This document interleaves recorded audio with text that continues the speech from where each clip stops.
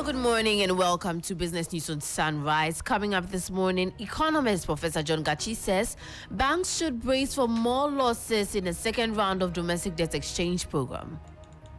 It put pressure on them in terms of profit making. Definitely, the losses that they are making will be deeper than it used to be. Also, economist Professor Peter Korte urges government to work towards reducing the country's budget deficit to check its borrowings. As an individual farmer, to get credit from bank is very difficult. Apart from the bureaucracies, the interest rate, the collateral requirement before you get those credit is not small thing. Plus, Fitch Solutions projects current economic downturn in Ghana will persist throughout 2023 before experiencing major recovery. My name is Manu. Afful will bring you the details of our headlines and many other stories shortly.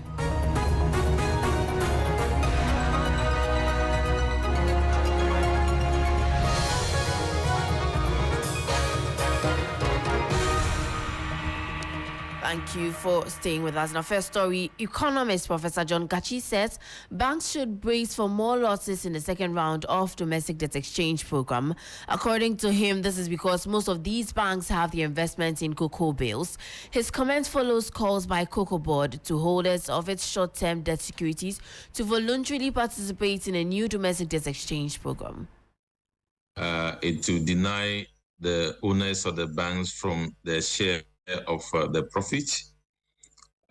It brings about uncertainty in terms of cash flow, because other condition is that those who are holding these bonds, the government has a right to revise even the terms as we go along. So that defines uncertainty for their cash flow. It put pressure on them in terms of profit making. Definitely, the losses that they are making will be deeper than it used to be. So that is what is expected. And of course, some of these things also has a repercussion on the capital of the bank and the liquidity position. And we need to also appreciate that when you look at the terrain so far, you will see that the banks, one way or the other, they are on the one hand with the regulator, and the customers and creditors are on the other hand. You heard economist Professor John Gachi of University of Cape Coast Business School. Now, ahead of the presentation of the Media Budget Review, the Peasant Farmers Association of Ghana is calling for swift implementation of the credit guarantee system. The policy was proposed by the sector ministry as an alternative to check the excess of the government's fertilizer subsidies program.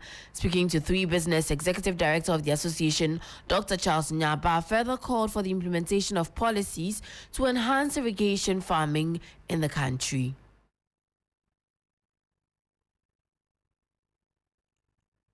Now, as an individual farmer, to get credit from bank is very difficult. Apart from the bureaucracies, the interest rate, the collateral requirement before you get those credit is not small thing. So we're expecting that there will be speedy execution of this credit guarantee. We all welcome it because we think it's an efficient way of farmers as well going out to do their own investment and select the kind of service provider that they need.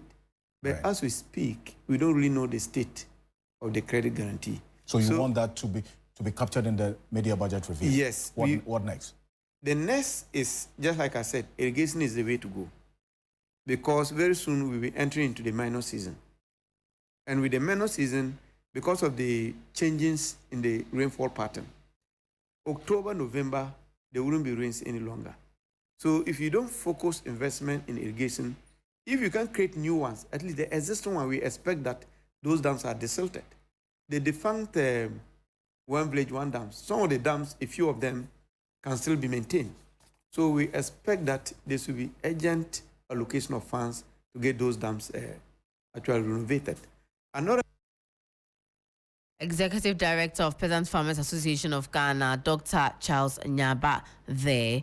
Still ahead of the media budget review, Government has been urged to work towards reducing the country's budget deficit to check its borrowings. According to economist Professor Peter Korte, this is the surest way to, in the short to medium term, address the country's fiscal challenges.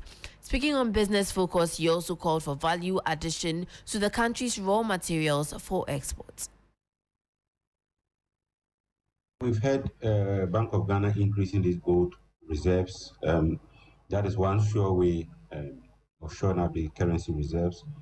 With the current debt exchange program, domestic bonds, foreign currency denominated domestic bonds. I mean, if that should go through, again, that will release some stress of the currency. But these are short-term measures. In the long term, what has to be done is to ensure that we have fiscal balance. We ensure that our fiscals are in good condition. Once we don't have huge budget deficit, there will be less stress on government to borrow to finance its expenditure as well as in capital expenditure items. Another long-term measure will be for us to add value to our exports. If we export more and able to save foreign currency, that certainly will be a sure way to go. That was economist Professor Peter Korte. In more stories, economists with the Natural Resource Governance Institute is calling on government not to make the same mistakes of exporting natural minerals in their raw state with the newly discovered lithium. According to Dr. Alex Ampabing, anytime government exports its natural resources in raw state, it creates jobs for other countries. By shipping the raw form of the material, we're actually exporting jobs.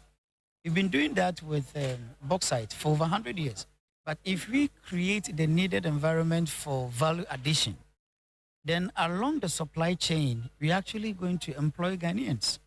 But if you just dug the raw soil and take it abroad for processing, one, there's a reduced value because you are not sending in the form that makes you competitive. You are just sending the raw material. So it will just make us an exporter of a raw material used for lithium production. But we need to go to the step further to create the necessary value addition channels along the supply chain to ensure that, one, we have value for money, and number two, there is job opportunity and prospects for our people. And finally, it makes us more competitive. Economist with the Natural Resource Governance Institute, Dr. Alex Ampabing there. Fish Solutions has reiterated its position that the current economic downturn in Ghana will persist throughout 2023 before experiencing major recovery. This is coming despite the expansion of the economy by 4.2% year-on-year in the first quarter of 2023. The following three business reports has more. According to the UK-based firm, the relatively appreciable growth rate in the first 3 months of 2023 was primarily driven by strong government consumption as tax revenue shot up significantly. Fish Solutions had projected that the country's budget deficit will narrow substantially to 5.7% of gross domestic product in 2023 from an estimated 8.3% in 2022.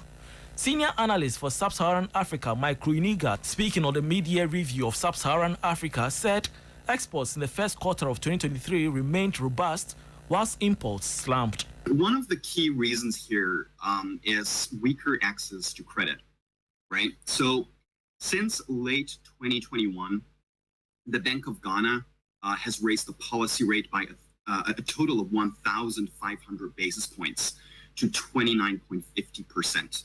So severely restricting private sector access to credit. So if we look at the right-hand side chart here, we can see that loan uptake already contracted by an average of 21% in real terms in the first 4 months of the year, indicating that it's very likely that domestic demand is going to weaken. On why the economy will grow slowly in 2023, Mr. Kruiniga said access to credit has been restricted by the high lending rates, which hover around 36% on the average. That was a 3 Business Desk report by my colleague Bismarck Owusu. In more stories, Executive Secretary of Chamber of Petroleum Consumers has cautioned the country will suffer in the long term if we deliberately collapse the country's oil refinery and concentrate on building ones belonging to foreigners.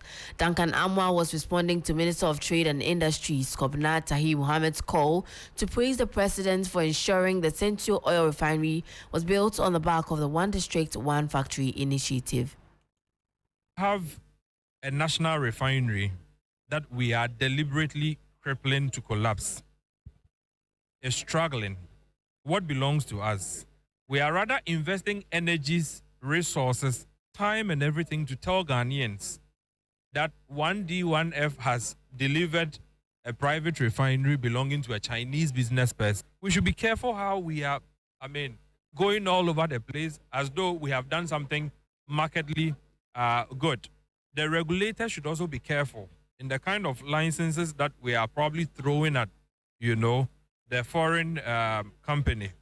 If you allow them to vertically integrate, they are simply going to take over 40-50% of your market, and your local business people will simply have no breathing space. You heard Duncan Amwa, Executive Secretary of COPEC.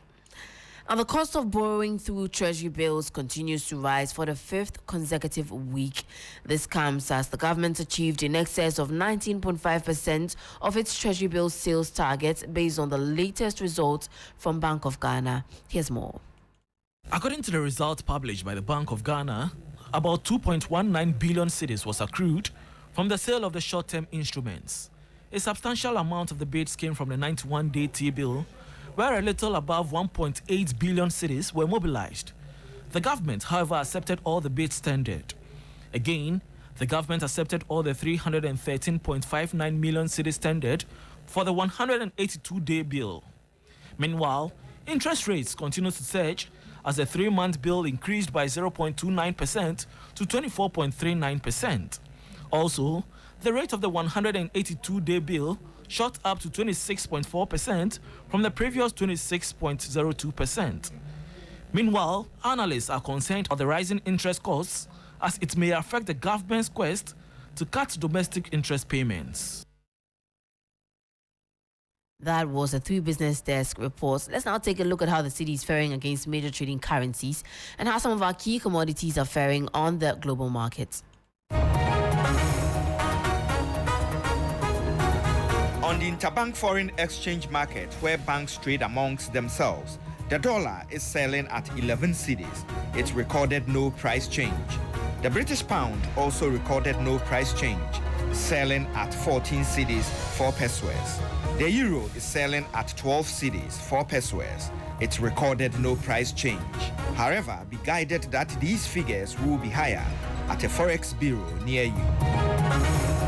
On the global commodities market, price of cocoa is up by 0.21%, selling at $3,359 per barrel.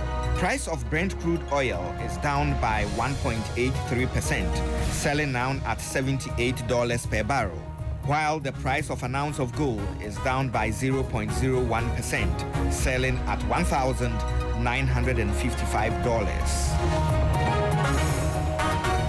That was an update from the Forex and commodities markets. That will be all for Business News on Sunrise. My name is Manu. For more business stories, please check out our website, 3news.com. Stay tuned. Sunrise continues.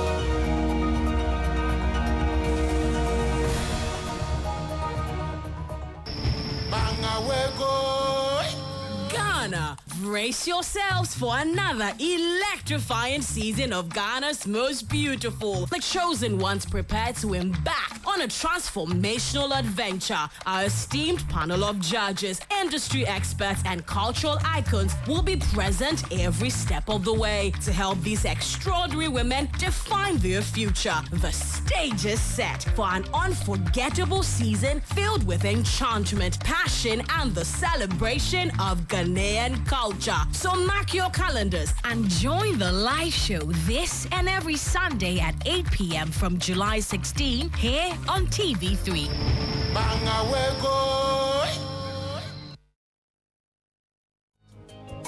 So the essence of my praise is centered on your grace. My name is Diana Hamilton, VGMA Artist of the Year 2021 and brand ambassador of Awake Purified Drinking Water. I am super excited to partner with Ghana's first charity-driven water to give back to our communities. Awake is a brand that makes a difference. We impact the world around us. That is why for every bottle of Awake water you buy, an amount is donated to the National Cardiothoracic Center. Yes, every time you quench your thirst with a refreshing bottle of Awake, you're helping contribute to save lives. So keep drinking Awake Purified Drinking Water and let's continue making a difference. Awake Water, one for life. Supporting the National Cardiothoracic Center. This advert is FDA approved. Passengers at Neighbor Cecilia. Driver, you can't do this in London. Oh, 1 minute for why? Shell, Driver, what's all this about? Oh, madam, help me say thank you to Shell. Because I'm a member of the Shell Club, I get loyalty points every time I buy fuels that I use to redeem gifts I love. Third-party insurance for my car, free medical insurance, and many more. Shell day my side. In fact, when I see another Shell station, I will hug everyone there. Hey, driver, what the fire kwanza? Hey, English, madam. Enjoy numerous benefits when you buy fuel from Shell. Get loyalty points to claim third-party car insurance, family medical cover, provisions, and many more for free. Driver, Shell day your side. Go well. A bank that supports you. A bank that cares for you. Hand in hand, we stand with you. So lift your head up. Big dreams are waiting. We'll walk with you wherever you go. Where all your dreams are alive. CBG will make you smile. We will rise with you. Your business will flourish. Your name will stand out.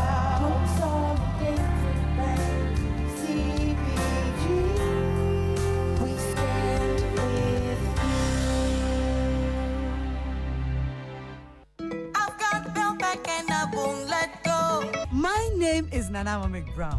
Many people think I get what I want anytime because I am popular. No, that is not true. It is because me and Kasano, I like the best, and when I find it, I stick to it. I have found Bell Pack Tea Roll, and I'm stuck with it. It is soft but not weak, strong but not hard.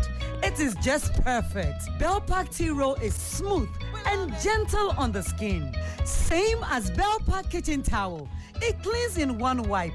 You can soak, squeeze, and clean again. One Bell Pack Kitchen Towel lasts longer and saves you money.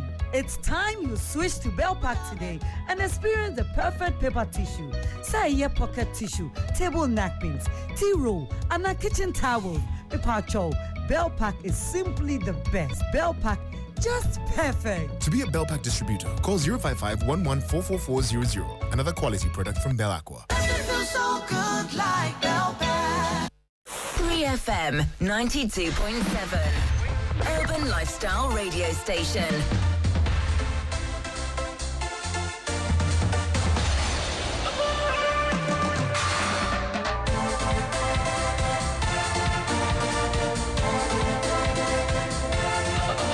Hello, good morning, and it's time for Sports on Sunrise on 3FM 92.7. My name is Kelvin Owusu. Ansah. You can also join us on Facebook, 3FM 92.7, as well as on Twitter at 3FM 927. Let's get straight into the news, and starting from the Ghana Black Queens. And this afternoon, they'll be looking forward to completing their dominance over Guinea in the first round of the Paris 2024 Olympics qualifiers. Now, Ghana finalized their training session on Monday, and here is my colleague Bilishon with a report as well as the press conferences from the Accra Sports Stadium. The Black Queens did part of the job on Friday, and now they have to complete it in a few hours. On Tuesday, they face Guinea in the second leg of the first round of qualification to the 2024 Olympic Games. Now, head coach of the side, Nora Haptel, has been a happy woman since she took over as the head coach of the Black Queens. Then we add on this base some principles we work on. Principles are always everlasting. Doesn't matter which opponent we play. It's our style, our DNA. And on the top 10 in the powerhouse, we set a strategy towards the game, which is framed, of course, on how is Guinea playing. They played with a sweeper and two strikers, long balls, and so on. So how do we find and create solutions then specific on this opponent? My style, it's always to develop the strengths and not all the time look on the weaknesses, because when everybody is bringing the strength in. So that is from there. That is Black Queens coach Nora Hoptel. Well, the game is at 4 p.m. this afternoon. We'll be bringing you a lot more updates on 3news.com as well as 3 Sports GH across all the socials. Now, the Ghana Football Association has outlined plans for the Ghana Man's Soccer Center of Excellence in Pram Pram, while a pictorial representation of the facility has been already given out to the various stakeholders to make quick reservations on whatever they need to see at the facility. Now, the major facelift includes 2 pitches, one being artificial and 1 grass, changing rooms being given a renovation, as well as the stands to accommodate football stands, to accommodate football fans, and some other gymnasium facilities to make it a modern training camp for the various national teams. So that is it there from the Ghana Football Association on the Ghana Man's Soccer Center of Excellence. Now, the Adabraka Elders in the Division 3 won by defeating their opponent Abo Arsenal 4-0 in the final at the Dansoman Carl Randolph Park. Well, the head coach Richard Lai is confident that they are going to stay in Division 2. I can't describe how happiness I am. I'm more than happy. As if I'm in the moon. Seriously. Yeah, I'm happy for them because this is our 3rd time. We've been coming since the inception of the Elders Club. In our first season, we lost at Fadama. In our second season, it was here, we lost to, I can't remember the name, but we lost we lost 1-0. But today, I told the boys, if Man City have done it for the 3rd time, that means we too can do it for the 3rd time. So that was a trick for you? Yeah, that was a trick for me. That was a trick. We are going there to maintain our stance in the Division 2. We are not just going there to come back like others have been doing. What I have to do is I have to beef up the team. Let's say register about 5-6 players into the team so that we will maintain our position in the team. So that is it there from the coach. Now, the former vice president of the Ghana Football Association, Fred Papo, was present, and he expressed joy at the talent at the district football level. We saw very young and raw talents displaying their skills and then showing that commitment. I think one would have to congratulate Adabraka Elders for winning, and then also better luck to Abo Arsenal. They also put up a good fight. But overall, I'll say the District Football Association have done very well. It's been a very wonderful competition right from the word go, and the fans and the media were all wonderful. So that is from Fred Papo, former vice president of the Ghana Football Association. Now let's move on to Arsenal, where Mikel Arteta has outlined what Declan Rice can bring to his Arsenal team, looking at what he's seen in the last couple of days with the former West Ham captain joining the Gunners. I think every signing that we've made brings a very special things to the team. Obviously, Declan is very much known in the league and he's done tremendously well both for West Ham and the England national team. And yeah, it's a team that's going to bring a lot of qualities, a lot of leadership, a lot of experience in the league, very specific in the position with the qualities that he has. So we are delighted to have him. I think you all know his leadership, his personality, the experience that he already have at 24, and very smooth. I think he's already very close with a few of the boys. Obviously, he knew a few of the boys from the England camp as well, and yeah, he seems very happy. He seems very happy. Declan Rice there. Now Mikel Arteta is happy with the club's transfer business and has confirmed that the USA forward Folarin Balogun is in Arsenal's preseason plans. Let's see. It's a lot of time still in the market, and a lot of expectations are in some of our players as well. So we'll have to see and how things develop in the next couple of weeks, and we will be alert. There's still time to do things. There's still time as well for exit, obviously. So I'm sure things will move. Very pleased, obviously, as you can imagine. We signed the players that we wanted.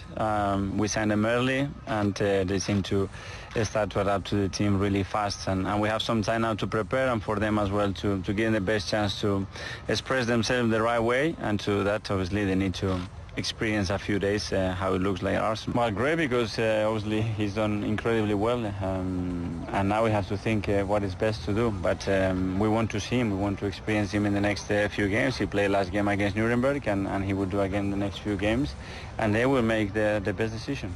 Well, the best decision will be made after that. But in Paris, it's getting difficult between PSG and Kylian Mbappe to reach a consensus. Now, PSG President Nasser Al-Khelaifi is expected to come face-to-face with Mbappe for the first time since they received the letter from Kylian Mbappe. Now, Kaves Hohekol has given us a lot more on what we should expect this afternoon. And Al-Khelaifi will stress the importance of PSG as an institution and the importance of the squad giving their full support to the new head coach, Luis Enrique. Now, Mbappe returned to the training ground for the first time today. He was one of the players who played in internationals last month who was given more time off. The players didn't train today. They had their basic medical tests, but he will be training with the rest of the squad tomorrow. And I think his position hasn't changed. There's still a standoff between the club and the player. The player is saying, I'm not going to extend my contract, I'm not going to sign a new contract, I will be leaving next summer. And the club are telling him that is impossible. You will be sold this summer if you don't extend or sign a new contract. Neymar has also been at PSG's new training ground. He hasn't been training. He's been working on his recovery because he had ankle surgery in March. The players playing a friendly on Friday, then flying off to Japan at the weekend for a pre-season tour. But tomorrow will be the first time that there's been a face-to-face meeting between the two sides. Nasser Al-Khelaifi, obviously representing PSG and PSG's owners as the president, and Kylian Mbappe, the player who is at the centre yet again of this will he stay, will he go drama that we seem to have every winter. Well, let's move on. And Barcelona's new signing, Ilkay Gundogan, has signed a 2-year deal at the Catalans to join on a free transfer. The 32-year-old German midfielder captained Manchester City to the treble last season, playing a key role with 11 goals in 51 games. Gundogan was presented at Barcelona's training facilities on Monday. He explained how Pep Guardiola took the decision for him to move to the club he played for and coached in 2008 to 2012. Guess this is my interpretation a little bit, that he was maybe also a little bit happy that I'm joining his childhood club, you know, the club that he loves incredibly much and that he's proud of. So he just wished me all the best, you know, for the future. That of course he's gonna watch, you know, the games, and he's still a big fan of Barca. Of course, I'm very motivated. I think it gives me the opportunity to be a part of, you know, the rising again in European club football, and to be a part of that, I think is what every footballer wants in the world. And even though the last years in Europe were maybe behind the expectations, I think especially, you know, with the new coach, you can see that the club is building something, you know, and that there's a plan behind everything. Well, there's a plan behind everything, and South Korean forward Heung-min Son has confirmed he rejected a move to the Saudi Pro League to stay in the Premier League, and he wants to win more with Tottenham Hotspur. No, look, I mean, I love playing football. Obviously, money is also important, but I mean, I dream for playing Premier League, and still I think a lot of things to let it behind. So, especially last season where I really suffer with physically. This is not Sonny, so that I know. I want to prove that this season that I'm the Sonny that we all know. So obviously, most people are going at the moment, which is really, really interesting. But Premier League is still, for me, it's a dream to play for it. So I'm looking forward for this season. Well, looking ahead of the season now, the FIFA Women's World Cup is just 3 days away, and tournament favourites England are hoping for a good run. Manager for the team, Sarina Wakeman, is confident about the Lionesses having a very successful World Cup. Yeah, I think you can be very excited. I think we're in a good place. You see the training session when we came here. Everyone is getting to the next level again. And of course we had a couple of weeks off, and then you have to get started again, you build again. I think we're in a very good place. We have one more week to prepare. We have some animals here too. Just a massive turkey just walking around. We're just going to pretend that's normal, shall we? Yeah, that's very normal here. So maybe a kangaroo will come later. But no, they're excited. We have the final week then to get prepared for Haiti, and we're absolutely ready to go. Well, that is it there from Sarina Wakeman. But the Australian women's team have called out FIFA for offering a quarter of the prize money at the Women's World Cup as last year's men's tournament. Well, brand midfielder Tameka Yalo has spoken about the difficulties they are facing and want to see better before the tournament begins on Thursday. Yeah, I mean, the argument is fair in some cases, and I think for us it's always just trying to shed a light on the positive side of it and how we can continue to elevate our voices and our the talent that we have and have people support it. And, you know, you always get no one's watching women's football and blah, you know. It's those things, they're just, you know, it's water off a duck's back. It's, for us, it's not true. We've sold out our game and there's so many people coming to watch, and so it's always, you know, you kind of just, you always have to take the positives out of it, and rather than look at it from a negative lens, I guess. Well, that is it there from the Australian woman. Now, Novak Djokovic, after losing the 2023 final to Carlos Alcaraz, has discussed what makes the 20-year-old Spaniard so tough to face. I think people have been talking in the past 12 months or so about his game being consisting of certain elements from Roger, Rafa and myself. I would agree with that. I think he's got basically best of all three worlds. He's got this mental resilience and really maturity for someone who is 20 years old. It's quite impressive. He's got this, you know, Spanish bull mentality of competitiveness and fighting spirit and incredible defense that we've seen with Rafa over the years. And I think he's got some nice sliding backhands that he's got. Maybe he's got some similarities with my backhands, and he's just two-handed backhands and defense and being able to adapt. I think that has been my personal strength for many years, and he has it too. So I haven't played a player like him ever, to be honest. You know, Roger and Rafa have their own, obviously, strengths and weaknesses, but Carlos is very complete player, amazing adapting capabilities that I think are a key for longevity and for a successful career on all surfaces. Now, Djokovic has been fined $8,000 for smashing his racket against the net post during the Wimbledon's men's singles final. The incident occurred in the fifth set of his loss to Spain's Carlos Alcaraz when the 36-year-old Serb's swerve was broken in the third game. Now, umpire Fergus Murphy immediately issued Djokovic a warning for a code violation for the transgression. Now, the money will be deducted from his runner-up check of £1.175 million. So that will be all for sports this morning. Now, from Mrs. Martha Kuma-Boateng and the kids, a happy birthday to Apostle Fred Kuma-Boateng, founder of the Power of Anointing Ministry International, Columbus, Ohio, in the United States of America. May the good Lord continue to bless you and enrich you in his vineyard. That'll be all. My name is Kelvin Owusu. Johnny Hughes and the rest of the team take over on Sunrise. But DJ Abiyam, as always, will sweeten your morning before sunrise continues. Enjoy your Tuesday.